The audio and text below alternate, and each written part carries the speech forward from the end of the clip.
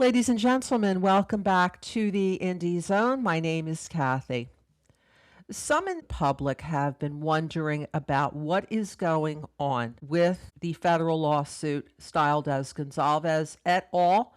Versus Washington State University is currently proceeding before Judge Kimberly K. Evanson in Washington Western District Court. That's federal court at the Seattle courthouse. Last week, February 11th, 2026, there was a major development.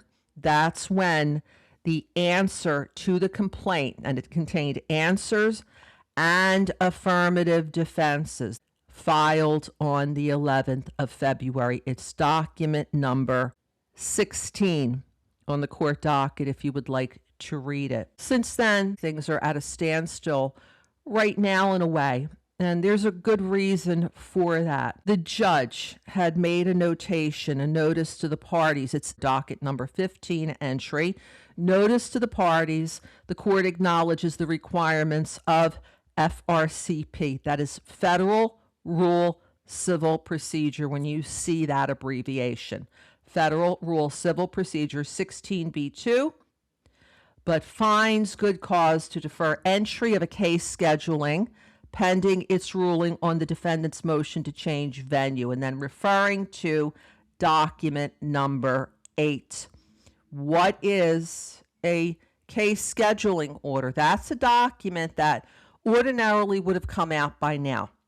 And it's signed by the judge, it's court order. It has the deadlines for certain key events, like the deadline to end all discovery in the case would have to happen on or before a specific date that would be in that case scheduling order. A motion, if somebody wants to add a third party, bring in a third party. You saw with those defenses said defense number 1, Washington State University, had words to the effect that plaintiffs, there are third parties and people or entities not before the court who may be responsible for you for any damages that you believe that you have suffered. And WSU denied that plaintiff suffered any damages that could be actionable in this type of a lawsuit. That was part of their responses in their answer.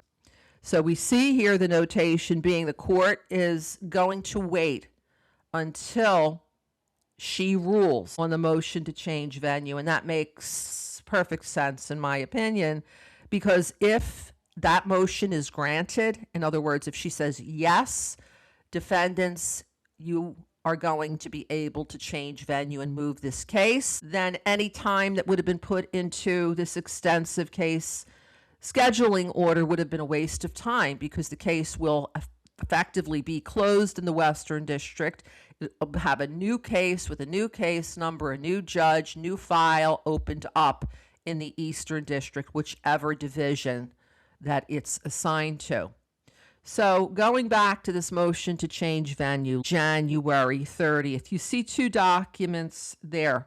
One is the actual motion. What is a motion? A motion is a request. It is an application for a court order. Motion to change venue means defense looking to the judge for a court order to change venue. And if you read that motion, you'll see all the reasons that they're raising why it makes sense, at least to the defendants, to take this case from Seattle in the Western Division and move it closer to Pullman, Moscow. And then there's a declaration also by an official with WSU. These are documents 8 and 9, by the way, on the docket. So definitely take a look at those two documents if you haven't seen them as of yet, to understand what it is that WSU is asking Judge Emerson to do in entering this court order. Now, what's real important in terms of timing and what will explain why it is that things are in a wait and see mode right now is when this motion was set for hearing. You're going to see page 1 of document number 8, the motion to change venue. It states that this matter is on motion calendar.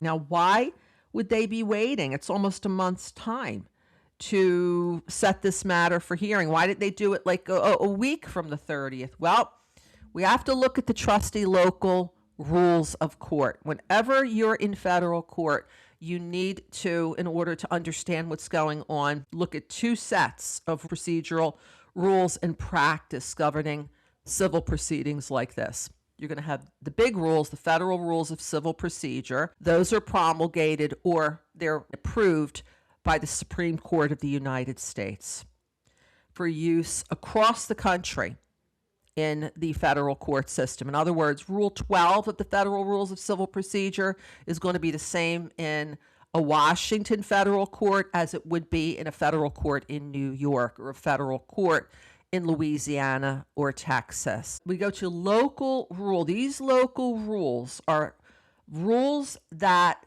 the local district court passes. And this is complementary to the federal rules of civil procedure. In other words, when you see LR, Local Rule 7.1, which is what we're going to talk about here in a minute, dealing with motions, nothing there is going to override or conflict with the federal rules of civil procedure.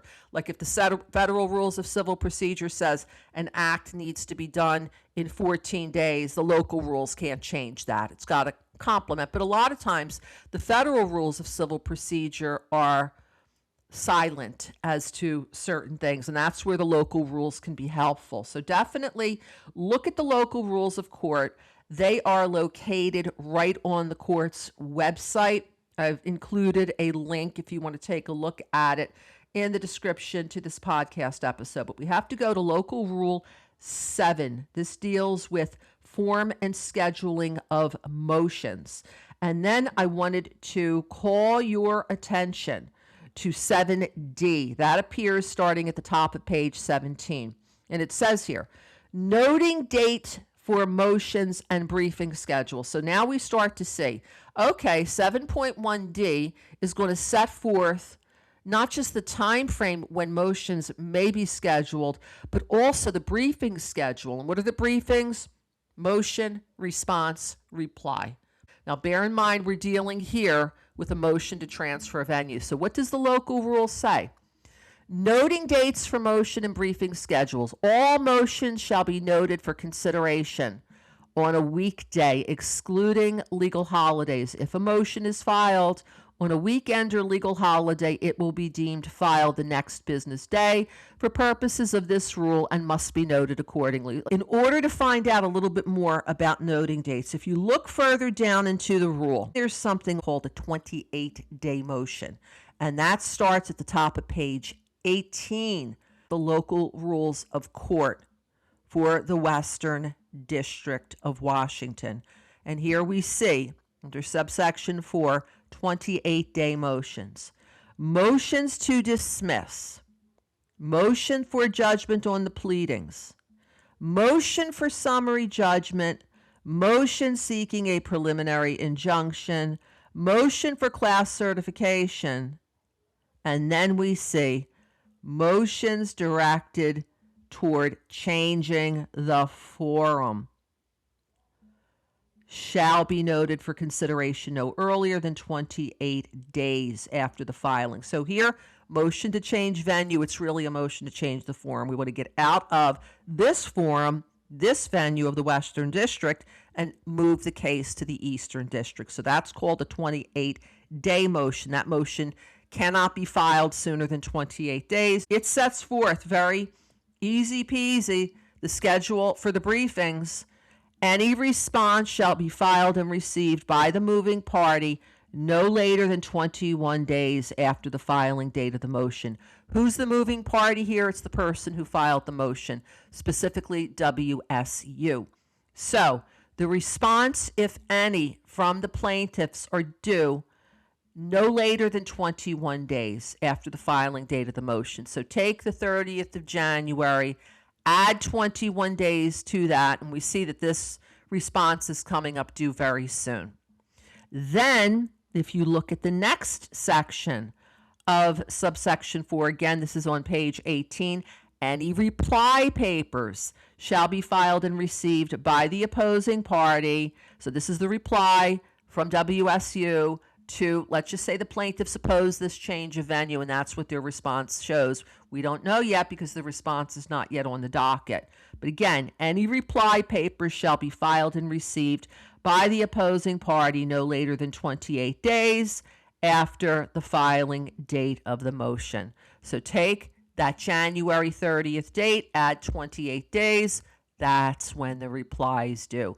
Motion filed January 30th, response outstanding, due 21 days from then, and then the reply 28 days from January 30th. And then the ruling.